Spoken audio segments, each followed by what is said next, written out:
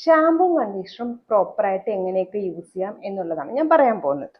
നിങ്ങൾ ഷാമ്പു ആണ് യൂസ് ചെയ്യുന്നതെന്നുണ്ടെങ്കിൽ അത് ഹെയറിൻ്റെ സ്കാൽപ്പിന് വേണ്ടി മാത്രമുള്ള സാധനമാണ്. എക്സ്പെഷ്യലി നിങ്ങളുടെ ഹെയർ നല്ല ഡ്രൈയോ ഫ്രിസിയോ ഒക്കെ ആണെങ്കിൽ.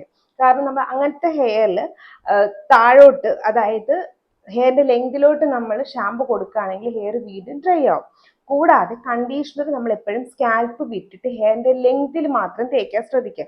അതിനുവേണ്ടി ചെയ്യുന്നതെന്ന് വെച്ചാൽ കുളിക്കുമ്പോൾ തല ഫ്രണ്ടിലോട്ട് ഇട്ടിട്ട് ആ മുടിയിൽ മാത്രം കണ്ടീഷണർ തേക്കുക. കണ്ടീഷണർ തേക്കുമ്പോൾ ശ്രദ്ധിക്കേണ്ടത് മുടി ചെറിയൊരു നനവ് വേണം ലെങ്കിൽ തേക്കുക. 1 to 2 മിനിറ്റ്സ് വെയിറ്റ് ചെയ്തിട്ട് വാഷ് ഓഫ് ചെയ്ത് കളയുന്നതാണ് നല്ലത്. ചില ആൾക്കാർ പറയും നമ്മൾ കണ്ടീഷണർ കുറച്ച് തലയിൽ ഇരുന്നാലും കുഴപ്പമില്ല, ഒരു ഹൈഡ്രേഷൻ കീപ്പപ്പ് ചെയ്യാൻ. പക്ഷെ അത് ലോങ് ടൈമിലാകുമ്പോഴത്തേക്ക് പ്രൊഡക്റ്റ് ബിൽഡപ്പ് വരെയും നമ്മുടെ ഹെയർ ഭയങ്കര ഗ്രീസി ആവാനുള്ള ചാൻസ് കൂടുതലാണ്. സോ ലൈറ്റ് വെയ്റ്റഡ് ആയിട്ടുള്ള കണ്ടീഷണേഴ്സ് ആയിരിക്കും എല്ലാവർക്കും നല്ലത്. പക്ഷേ നിങ്ങളുടെ കേളി ഹെയർ ആണെങ്കിൽ കേളി ഹെയർ റൊട്ടീൻ നോക്കുന്നതായിരിക്കും ഏറ്റവും ബെസ്റ്റ്. എന്തെങ്കിലും ഡൗട്ട് ഉണ്ടെങ്കിൽ കമന്റ് ബോക്സിൽ ചോദിക്കുക. ഇതുപോലത്തെ skin care and hair care വീഡിയോക്ക് ഫോളോ ചെയ്യാനും മറക്കണ്ട. ടാറ്റ.